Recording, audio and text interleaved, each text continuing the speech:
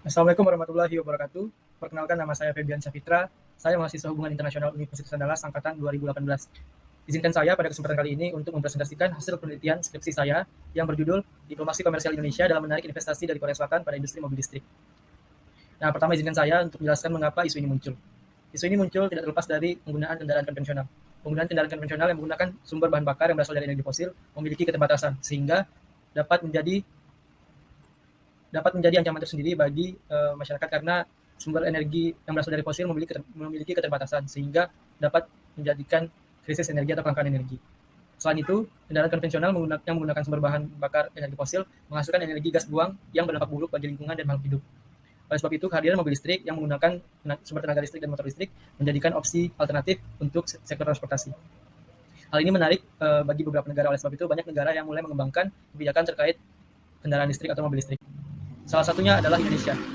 Indonesia berusaha untuk mengembangkan kendaraan listrik karena tidak terlepas dari tujuan Indonesia itu menargetkan penurunan emisi gas karbon pada tahun 2030. Selain itu, kehadiran mobil listrik dapat menekan angka konsumsi bahan bakar minyak sehingga menurunkan resiko akan kelangkaan energi yang dialami oleh Indonesia. Selain itu juga kekayaan alam yang dimiliki oleh Indonesia yaitu nikel yang merupakan bahan baku utama pada baterai kendaraan listrik menjadikan potensi Indonesia dapat membangun ekosistem kendaraan listrik yang lebih baik. Untuk membangun kendaraan listrik dibutuhkan modal dan penguasaan teknologi yang tinggi. Dan ini menjadi hambatan bagi Indonesia karena Indonesia memiliki keterbatasan modal dan juga penguasaan teknologi. Oleh sebab itu dibutuhkan investasi pada industri kendaraan listrik. Indonesia pada pemerintahan Presiden Jokowi menekankan upaya diplomasi untuk mendapatkan keuntungan ekonomi sehingga dapat membantu perekonomian negara dan berguna bagi masyarakat umum. Ini sesuai dengan tekad dari Kementerian Luar Negeri, yaitu diplomasi untuk rakyat, yang mana artinya diplomasi yang ditekankan oleh Kementerian Luar Negeri adalah diplomasi yang berdampak langsung bagi rakyat. Dan adanya investasi luar negeri atau investasi asing yang masuk ke Indonesia dapat menumbuhkan lapangan pekerjaan sehingga dapat berkontribusi pada rakyat secara langsung. Oleh sebab itu, peneliti ingin mendeskripsikan bagaimana diplomasi komersial yang dilakukan oleh Indonesia sehingga dapat berhasil menarik investasi dari Korea Selatan pada industri mobil listrik. Untuk itu, pertanyaan penelitian yang saya angkat adalah bagaimana diplomasi komersial Indonesia dalam menarik investasi dari Korea Selatan pada industri mobil listrik di Indonesia. Kemudian tujuan penelitian saya adalah untuk mengetahui dan mendeskripsikan diplomasi komersial yang dilakukan oleh Indonesia dalam menarik investasi dari Korea Selatan pada industri mobil listrik di Indonesia. Dengan manfaat penelitian secara teoritis dapat memberikan sumbangsi dalam perkembangan studi hubungan internasional yang berkaitan dengan diplomasi komersial. Dan kedua, secara praktis, penelitian dapat menambah referensi bagi pembaca terkait diplomasi komersial dalam menarik investasi pada industri mobil listrik. Selain itu juga sebagai lesson learned bagi Indonesia yang sedang mengembangkan industri mobil listriknya. Kemudian berikut tinjauan pustaka yang peneliti gunakan, dan berikut kerangka konseptual yang peneliti gunakan. Kerangka konseptual yang peneliti gunakan adalah diplomasi komersial, di mana menurut Narai dan Kotetsky, diplomasi komersial memiliki dua aktivitas, yaitu aktivitas utama dan aktivitas pendukung. Aktivitas utama memiliki sasaran bisnis dan aktivitas pendukung memiliki sasaran pemerintah. Kemudian pendekatan dan jenis penelitian. Pendekatan penelitian ini adalah kualitatif dengan jenis penelitian deskriptif. Dengan unit analisis adalah Indonesia dan unit eksplanasi adalah industri kendaraan listrik Indonesia. Dengan level analisis negara. Batasan penelitian ini dari tahun 2019 hingga tahun 2022 dengan teknik pengumpulan data studi perpustakaan yang menggunakan data sekunder. Kemudian teknik analisis data berdasarkan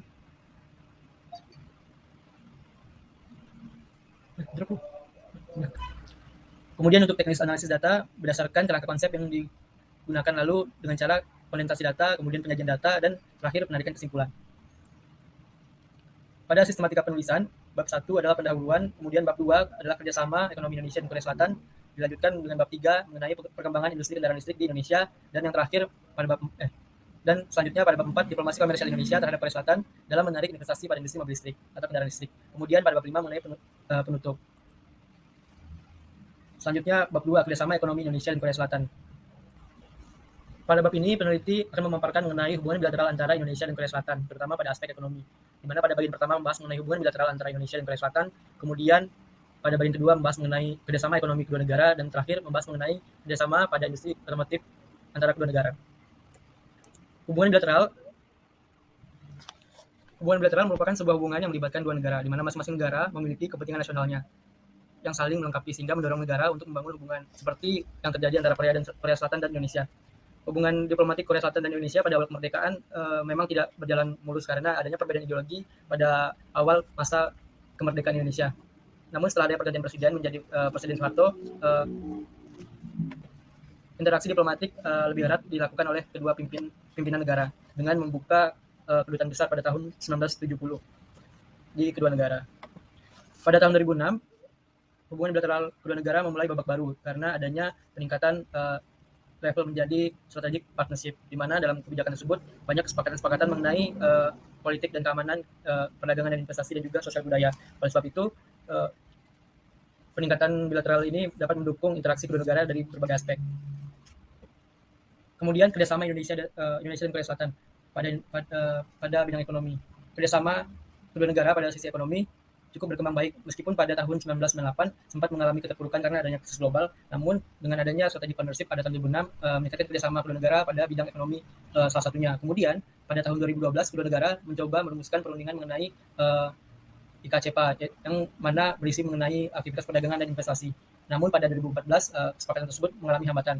Dan berikutnya pada tahun 2017 kedua negara sepakat untuk meningkatkan hubungan bilateral pada level Special Strategic Partnership. Hal ini memulai babak baru hubungan kerjasama ekonomi kedua negara. Pada industri kendaraan listrik atau pada industri otomotif, kedua negara sudah memulai kerjasamanya pada tahun 1996, di mana pada saat itu pemerintah Indonesia memiliki kebijakan program mobil nasional, yang mana partner kerjasamanya adalah Kia yang berasal dari Korea Selatan. Namun program mobil nasional ini tidak dapat berlangsung lama karena adanya krisis ekonomi pada tahun 1998 dan juga runtuhnya rezim kepemerintahan Presiden Soeharto. Setelah itu pada tahun 2012 Indonesia kembali menjajaki kerjasama otomotif dengan Korea Selatan dengan program mobil LCGC atau mobil hemat dan ramah lingkungan. Namun kerjasama terkait mobil LCGC tidak berkembang baik karena adanya perbedaan segmen pasar antara Indonesia dan juga Korea, di mana pada saat itu Hyundai yang menjadi leading aktornya menilai tidak cocok untuk pasar Indonesia karena Hyundai fokus pada SUV, MPV dan juga mobil sedan dengan desain yang modern. Kemudian kerjasama pada industri otomotif Indonesia dan Korea Selatan berkembang baik ketika membahas mengenai kendaraan listrik. Pada tahun 2019, Presiden Jokowi mengeluarkan peraturan presiden mengenai program percepatan kendaraan listrik berbasis baterai di Indonesia yang menjadi landasan hukum Indonesia untuk membangun industri kendaraan listrik. Dan juga hal ini mendorong Indonesia untuk menarik investasi asing, salah satunya adalah Korea Selatan. Dan Korea Selatan sepakat untuk berinvestasi di Indonesia pada industri kendaraan listrik. Hal ini menunjukkan babak baru kerjasama kedua negara pada industri otomotif. Kemudian pada bab 3 mengenai perkembangan industri kendaraan listrik di Indonesia. Perkembangan awal industri kendaraan listrik di Indonesia sebenarnya sudah dilakukan penelitian sejak tahun 90-an, namun perkembangan ini hanya sampai desain prototipe. Kemudian pada tahun 2012 Indonesia Presiden SBY pada saat itu mengeluarkan kebijakan untuk kembali mendorong kendaraan listrik dengan mendorong universitas-universitas di Indonesia untuk melakukan pengembangan kendaraan listrik, namun tidak dapat mencapai level produksi massal. Setelah itu di era Presiden Jokowi, pemerintah mengeluarkan kebijakan mengenai industri kendaraan listrik yang menjadi titik terang untuk dapat menjadi produsen industri kendaraan listrik bagi Indonesia. Kemudian industri kendaraan listrik tidak terlepas dari dukungan pemerintah, karena dukungan pemerintah berperan besar dalam membangun ekosistem kendaraan listrik di berbagai negara. Untuk itu, pemerintah Indonesia mengeluarkan berbagai kebijakan dari level industri, konsumen hingga infrastruktur, yang harapannya dapat membangun ekosistem kendaraan listrik di Indonesia. Kemudian bab 4 mengenai upaya diplomasi komersial Indonesia dalam menarik investasi pada industri kendaraan listrik. Dalam diplomasi komersial yang kerangka konsep tadi, ada dua aktivitas, yang mana aktivitas utama dan aktivitas pendukung. Pada aktivitas utama, peneliti menemukan pada aktivitas utama ada 5 aktivitas utama dalam diplomasi komersial yang dilakukan Indonesia berdasarkan NARE dan Kretski. Yang pertama adalah trade promotion, yaitu kebijakan yang dibuat pemerintah terkait ekspor dan juga membuka area ekspor baru. Yang berkaitan dengan isu ini adalah pada promosi perdagangan, yang menjadi aktor utamanya tidak terlepas dari Kementerian Perdagangan dan juga ITPC Busan, di mana ITPC Busan memberikan informasi terkait akses pasar ke Korea Selatan dan juga strategi untuk menghadapi pasar Korea Selatan. Selain itu, Kementerian Perdagangan juga mengeluarkan kebijakan terkait perdagangan. Salah satunya adalah pelarangan ekspor. Yang menarik dari sini adalah adanya pelarangan ekspor terhadap bahan mentah atau bahan tambang mentah justru dapat menarik investasi asing masuk ke Indonesia, karena adanya pelarangan ekspor tersebut memaksa investasi asing untuk masuk dan membangun industri di Indonesia. meskipun tidak berdampak langsung pada menarik investasi di Indonesia, terutama pada industri kendaraan listrik, tapi adanya investasi yang masuk mengenai industri tambang besi di Indonesia dapat membangun atau dapat membantu ekosistem industri kendaraan listrik di Indonesia lebih baik. Kemudian pada aktivitas cooperation in science and technology, di mana kerjasama Indonesia dan Korea Selatan terkait record of discussion mengenai pengisian daya pada kendaraan listrik. Kerjasama ini berisikan pelatihan untuk mendukung ahli-ahli lokal menggunakan charging kendaraan listrik. Kemudian selanjutnya pada promotion on tourism atau promosi perdagangan, Indonesia melakukan promosi perdagangan terkait kendaraan listrik pada acara G20, di mana pemerintah Indonesia menggunakan kendaraan listrik pada acara tersebut, sehingga memunculkan citra baik bagi negara Indonesia akan keseriusannya pada kendaraan listrik. Setelah itu ada advokasi for national business community. Pada acara tersebut terdapat pelatihan teknis kepada tenaga ahli di Indonesia untuk mengoperasikan kendaraan listrik dan mendukung kebijakan electric vehicle di Indonesia dan mempromosikan kegiatan bisnis untuk bekerjasama lebih lanjut. Hal ini ditunjukkan dengan adanya kerjasama pemerintah Indonesia dengan Hyundai untuk membangun charging station kendaraan listrik di berbagai tempat. Kemudian adalah promotion of FDI, di mana pemerintah Indonesia memberikan dukungan dan mengeluarkan kebijakan sehingga dapat membangun citra baik di luar bagi pemerintah dan dapat menarik investasi asing untuk masuk ke Indonesia. Sejalan dengan itu juga, pada penelitian ini, peneliti menemukan promotion of FDI menjadi aktivitas utama untuk menarik investasi asing masuk ke Indonesia pada industri kendaraan listrik. Namun, tidak menutup kemungkinan aktivitas utama lainnya dapat membantu investasi asing masuk ke Indonesia secara tidak langsung. Kemudian, aktivitas utama dalam diplomasi komersial tidak terlepas dari aktivitas pendukung. Adanya aktivitas pendukung dapat membantu tercapainya diplomasi komersial Indonesia. Dalam hal ini menarik investasi asing. Untuk itu, pada aktivitas yang pertama adalah intelligence. Intelligence adalah bagaimana pemerintah mengumpulkan informasi terkait potensi bisnis dan sumber daya alam yang dimiliki Indonesia dan segala hal terkait bisnis. Kemudian ada networking dan public relation, di mana pemerintah Indonesia mengadakan forum bisnis antara kedua negara sehingga dapat menguatkan networking, jaringan bisnis dan juga hubungan masyarakat.